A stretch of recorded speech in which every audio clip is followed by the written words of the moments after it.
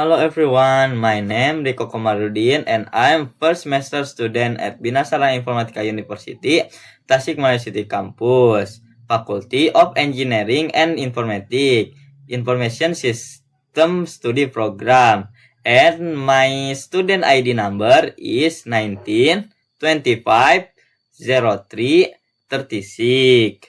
And this video contains public opinion regarding the new president of the Republic of Indonesia.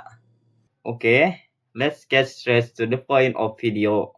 This presentation is about the new president of the Republic of Indonesia, namely Mr. Prabowo Subianto. This perspective and opinion is what is circulating in various societies, and this explore the impact on various Indonesian communities. Background Mr. Prabowo. Place and date of birth and education period. Prabowo Subianto Joyo Hadikusumo was born in Jakarta on October 17, 1009 and 51, the son of prominent economist Sumitro Joyo Hadikusumo. He spent much of his education abroad before returning to his homeland and graduating from the Magelang Military Academy or AKMIL in 1009 and 74. The second, career before becoming president. His career is closely linked to the military world, where he spent most of his time in the elite troop, the Special Force Command, or Kopassus, until he reached the important position of Commander General of Kopassus and then Commander of Coast Guard before his retirement in 1009 and 98. The third, career change. After switching to civilian life, he became an entrepreneur and eventually entered politics, founding and leading the Great Indonesia Movement Party or Gerindra. Prior to his election as president, he served as Minister of Defense of the Republic of Indonesia from 2019 to 2024. He is currently the ex-president of the Republic of Indonesia. Every time the president changes, there will be various impacts that occur in society, including the current one. The election of Mr. Prabowo has had many impacts on various groups of Indonesian people, both positive impact and challenge that must be resolved. The first, impact on the economic sector. The economic sector impact of President Prabowo era has been marked by a heavy focus on social spending to stimulate growth from the domestic demand side and nationalistic policies like Golden Bank and DHA. Long-term success will depend less on the government ability to maintain fiscal discipline and confine market that this major program can be funded without compromising the stability of the state budget. The second, impact on social and human development. The Prabowo administration social impact is transformational, as it focuses on investing in future nutrition through the MBG. The success of its human development program will depend largely on this government ability to manage this massive program efficiently and transparently without compromising the stability of the state budget. The third, impact on race relation and defense. The Prabowo era was marked by a release of trust in his defense military. Strength became a stronger foundation to support Indonesia balanced force diplomacy. Impact on people welfare. The impact on people welfare is centered on large programs oriented towards basic needs, human resource development of LRD, and the eradication of extreme poverty. The first, short-term impact. The short-term impact that can be felt are strong and direct social intervention on nutrition and health insurance, as well as target economic stimulus for UMKM and farmers. Although they are marked by initial operational challenge. Long-term impact. The long-term impact on public welfare lies in investment in better quality human resource and a more stable economy, especially in terms of food and energy. However, the success depends heavily on the government ability to manage the fiscal risk posed by this flagship program. Impact on student. The election of Mr. Prabowo as the new president not only has an impact on society but also on students. The impact expected by students and promoted by the government come from a commitment to improving the quality of human resource and access to education. The first, financial access and cost. Financial stability and security from low-income families to keep which is saved from the education, accompanied by effort to control tuition fees in general. Second, connectedness to the world of work. Producing more competent and work-ready graduates to closer collaboration between vocational education and the industrial world. The third, quality and accelerating of talent. Systematic effort to accelerate the production of superior talent, touch early invention, Garuda School, and reduce the competency gap between graduates and the world of work. National internship. Prabowo election perspective from supporting parties. Prabowo Subianto supported the decision to elect him as president usually based on a combination of personal factor, program expectation, and political views. Some key points that stand out include the first, personal charismatic and leadership. President Prabowo lead with a combination of strong charisma and highly goal-oriented approach high work. The right the derived from his military experience but now adapt to effort to embrace and build consensus on the political stage. The second, program vision and future hope. Support have high hope for the program being proposed, especially those listed in the vision and mission of Asta Cita or Action Program. Hope for the new government.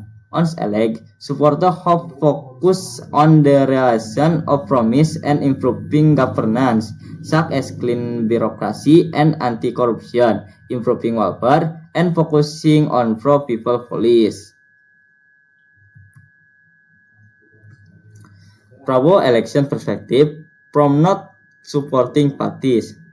Non-supportive perspectives are generally based on the principle of check and balance in democracy, track record, and potential policy impact. The first, concern about democracy and space for criticism. Non-supporters worry that his government will become too powerful without adequate oversight, potentially eroding democratic values and the right to critical speak. Second, wisdom of cabinet structure and policy. Non-supporters believe that the current cabinet composition and government program priorities pose a high risk of budget waste and hampering the structural reform agenda, especially the eradication of corruption. The third, skeptics about promise and climb. Critical groups believe that the ideological commitment and values exposed by Prabowo are at risk of being eroded by practical political need. Thus, raising serious doubt are the promise made. Achievement of Prabowo's first year in office. The first, economic stability and financial government. Free Nutritional Meal Program or FNM. Implementation of this flagship program has begun, with over 1.1 billion meals distributed to approximately 31 million beneficiaries. The program is also said to have created over 560,000 new jobs in the local food production sector. Free health screening of FHS. Launch of a free health check program once a year for all citizens as an early disease prevention measure. Teacher education and welfare. Teacher allowance were increased and distributed directly by the central government. A total of 1,440,174 students reportedly received KIP Kuliah scholarship.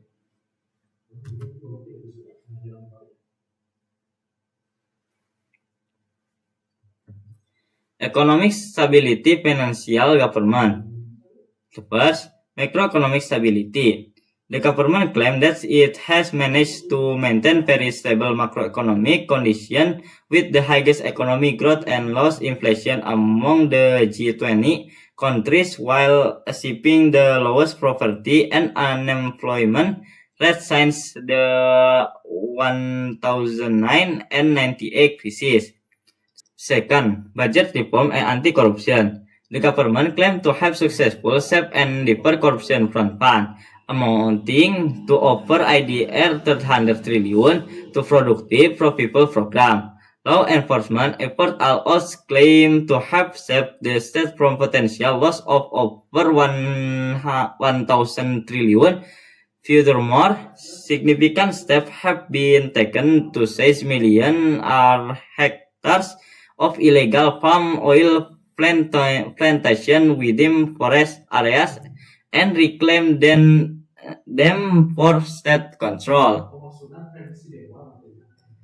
The third, strategic investment downstreaming. The government is also focusing on strategic investment and downstreaming to drive long-term economic growth. A key step is the establishment of Danantara as a super spread wealth fund or SWF that manages state-owned enterprise asset worth trillions of dollars, making it one of the largest SWFs in the world, with the aim of maximizing state asset for investment. Furthermore, the government is also accelerating the execution of major downstreaming and investment projects, such as the construction of a giant battery factory, which is effect to attract foreign investment and create significant new jobs. Okay, maybe that's all for the first part. Continuing with second part. Okay, this is part 2. The simple present. Simple present is a tense in English used to express habit, general fact, or recurring event. This tense uses the base form of the verb, e.g., it, go, and adds s or es for third person regular subject, e.g., he ate or she goes. Okay, function. The first, habit or routine. Used to describe action that occur frequently. Example, I take the bus to work every day. Second, general fact or universal truth. Used to state something that is always true. Example, the earth orbits the sun. The earth orbits the sun. The third, permanent state. Used to describe situations that do not change. Example, he lives in Jakarta. Simple present formula. Positive sentence. Subject plus verb 1. Example, they play soccer. Example 2, he plays soccer. Negative sentence. Subject plus do or does plus not plus verb 1. Example 1, I do not like cafe. Example 2, she does not watch TV.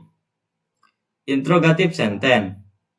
Do or does plus subject plus verb 1. Example 1, do they play soccer?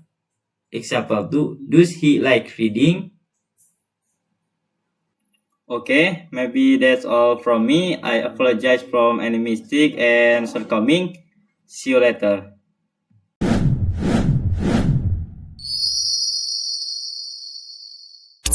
Kuliah, Presidensi.